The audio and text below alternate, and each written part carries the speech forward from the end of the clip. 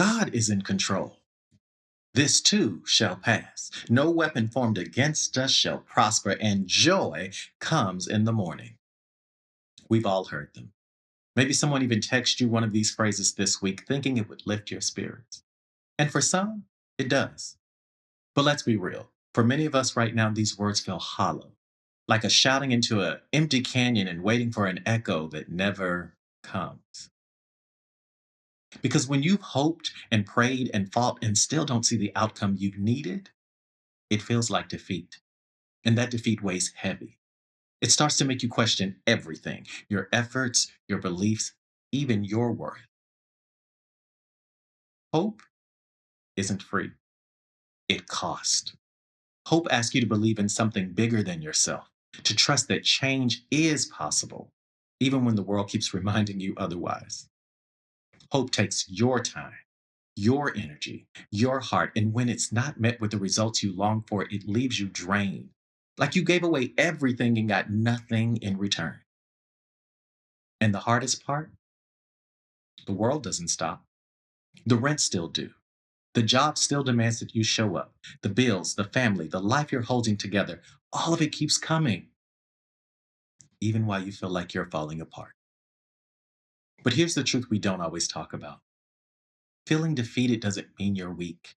Feeling helpless doesn't mean you fail.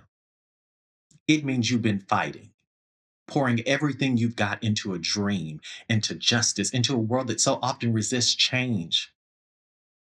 And even if you're not ready to hope again right now, even if those phrases don't hold the comfort they used to, your fight, the cost you've paid, still matters.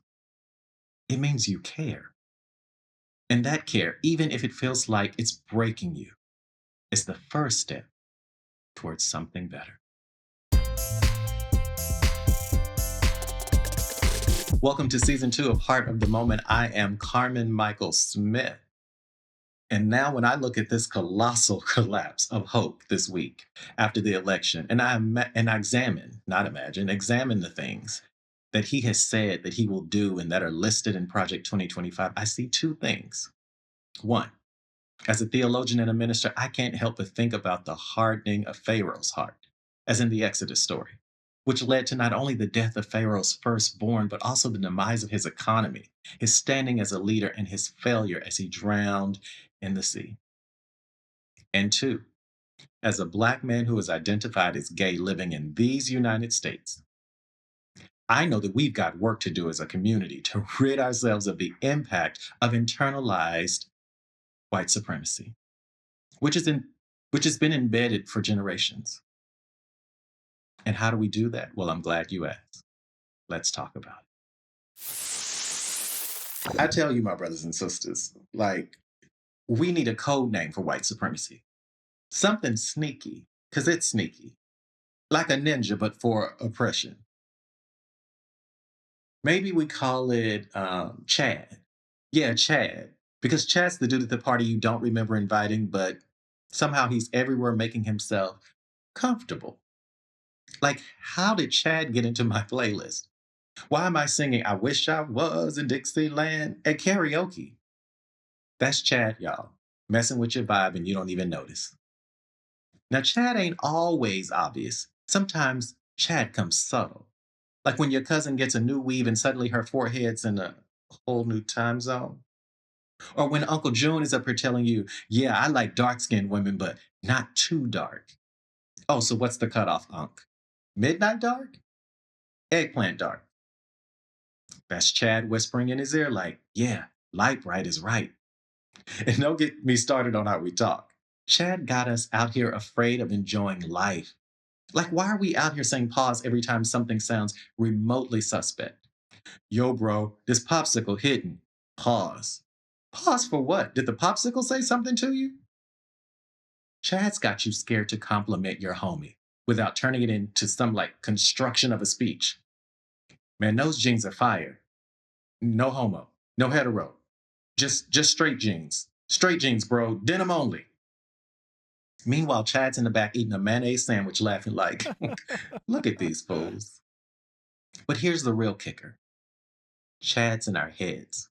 telling us to divide ourselves. Light skinned folks, dark skinned folks, mixed folks. Y'all still fighting over whose oppression is shinier? Meanwhile, Chad's in the corner holding a scoreboard like it's America's next top stereotype. In my hand, I hold two photos. Y'all, we gotta cancel Chad before he crowns the next winner. So here's what we need to do. Whenever Chad shows up, we gotta call him out. Like if someone says, yeah, she's pretty before a dark skinned girl, just hit him with the, yo, Chad says hi. Or if someone's out here saying, I don't trust dudes who wear pink, just lean in real close and say, bro, are you scared of a color? Did magenta hurt you as a child? Come on, Chad. And we can't keep worshiping the God of white supremacy. That God don't even love us. That God didn't even RSVP to the cookout. We need to exercise Chad out of the community like a bad spirit. Get some sage, some shea butter, and a DJ to drop some Kendrick Lamar, like Chad Not Like Us. Let's reclaim our joy and kick Chad to the curb. Because once we stop letting Chad crash the party, we just might remember we are the party. Now, we've come from a long history of brothers and sisters who we can learn a thing or two from when it comes to reconciling the cost of hope. Just look at Bayard Rustin, the brilliant strategist behind the 1963 March on Washington, whose civil rights leaders sidelined due to his sexuality. But despite being pushed out several times and moved to the background often, he didn't give up hope.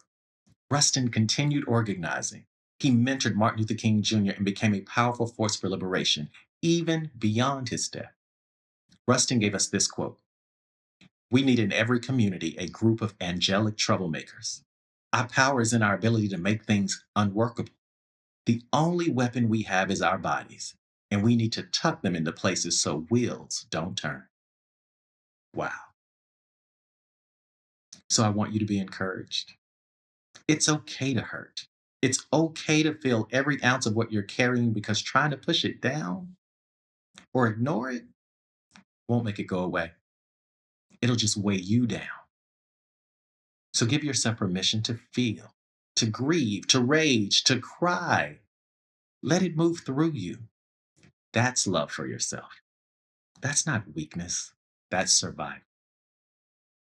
But listen, self-love does not mean self-medication. It doesn't mean numbing yourself with things that only dull the pain for a moment and leave you empty long after. I want you to pour love into yourself, not drain yourself. And that might look like rest.